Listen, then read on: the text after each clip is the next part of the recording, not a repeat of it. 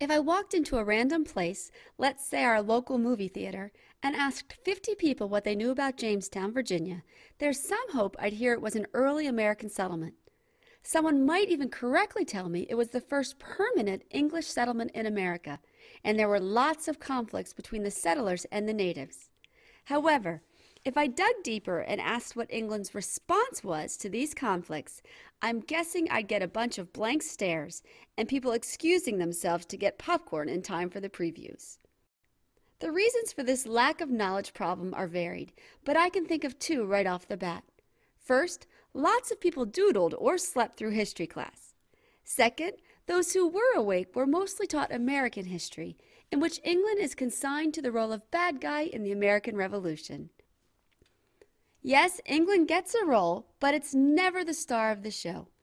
Today we're going to remedy this by discussing how England responded to the problems at Jamestown. To get things rolling, let's get to know the English of Jamestown. To begin, we have Scene 1, the Charter. In 1606, the Virginia Company of London, a group of investors, was given a charter, or a written grant, by King James I to settle the parts of North America not already claimed by Spain and France. Desiring a place that would be easy to defend, the company chose land near a river in the Chesapeake Bay region.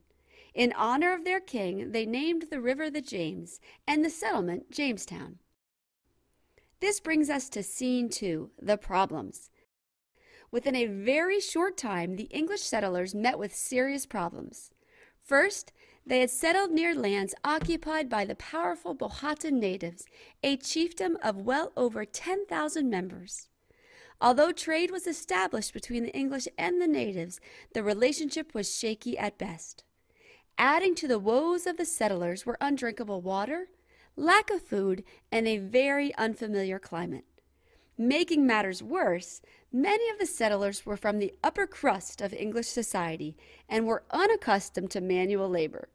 Put this together with the fact that they had no farming skills, it's no wonder things went very poorly. This brings us to Scene 3, the hero and the starving time.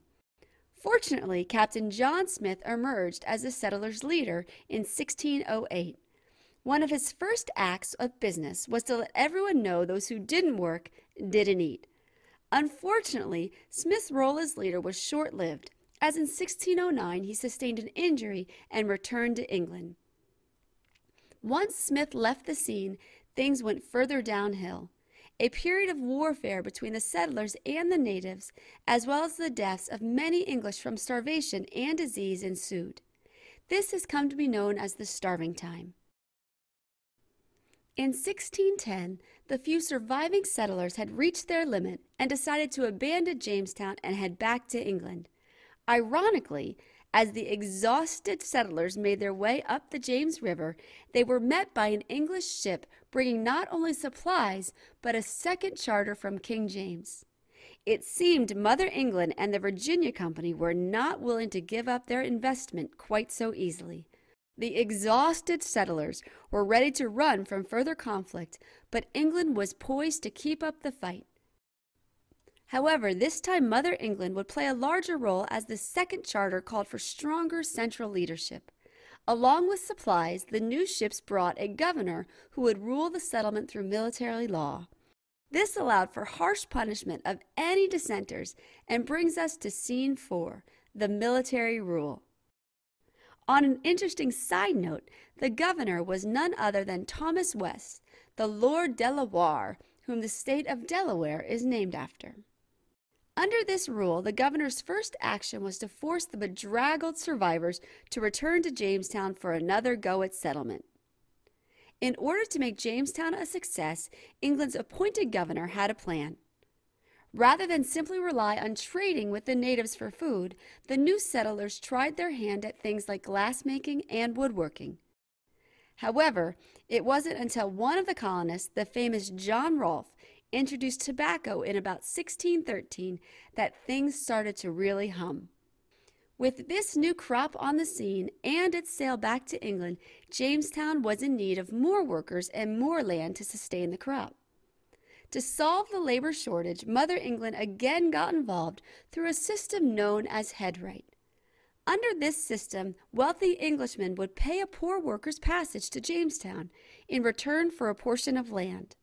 While the wealthy Englishmen reaped the profits from this acreage, the poor workers were known as indentured servants, consigned to work until their passage fees were paid. To solve the land problem, settlers further encroached on the lands occupied by the Powhatan natives, giving us Scene 5, the massacre. Of course, the native populations were none too thrilled about this new English tactic, and violence soon ensued. In 1622, these conflicts came to a major head with the 1622 massacre, in which the Powhatan attacked the settlement and killed over 300 settlers, including women and children. When news of the massacre reached England, it responded by sending more supplies, men, and weapons. With this, all constraints seemed to lift from the settlers, and they began killing the natives en masse. During this time, English soldiers wiped out entire native villages. This brings us to our last scene, the charter dissolved. While these conflicts waged and profits plummeted, the Virginia Company of London began to lose credibility in the eyes of the king. This is not surprising when you realize thousands of English lives had been lost at Jamestown. With this in mind, the throne of England had had enough of lives lost and money wasted. In 1624, King James let the final boot drop by dissolving the charter and the rights of the Virginia Company to rule Jamestown. He claimed all of Virginia as a royal colony under complete control of the throne. It would remain as such until the dawning of the Revolution. In 1606, King James granted the Virginia Company of London a charter to settle in North America. Desiring a land they could defend, the travelers settled on the James River, naming their settlement Jamestown. Unaccustomed to the climate, lacking water, and being unskilled in labor, many settlers died from disease and starvation. Making matters worse, their dealings with the natives of the area were tenuous at best. Despite the efforts of men like Captain John Smith and John Rolfe, settlement was plagued by death and warfare with the natives. Although Mother England tried to instill order by establishing central control through military rule, things went from bad to worse. Finally, after the devastating massacre of 1622 and the failure of the Virginia Company, the king dissolved the charter and claimed all of Virginia as a royal colony.